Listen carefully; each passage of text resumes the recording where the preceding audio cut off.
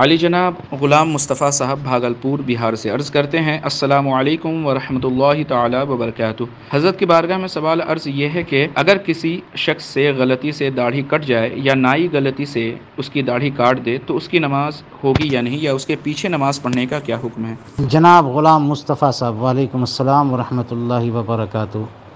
داڑھی کو حد شرع سے کم کرنا ناجائز و حرام ہے، لیکن اگر کسی سے غلطی سے ایسا ہو جائے تو پھر اس پر وبال نہیں ہے، لہٰذا اس کے پیچھے نماز پڑھنا بھی جائز ہے۔ لیکن چاہیے یہ کہ جس کی داڑھی غلطی سے حد شرع سے کم ہو گئی، نائی کی غلطی سے یا خود اس کی غلطی سے، وہ اپنے مقتدیوں میں اعلان کرے کہ میری داڑھی میں حد شرع کے اندر رکھتا ہوں، اس سے کم نہیں کرتا، لیکن آج اس کی غلطی سے ایسا ہوا، اس لیے آپ لوگ اس بات کو اچھی طرح سمجھ لیں۔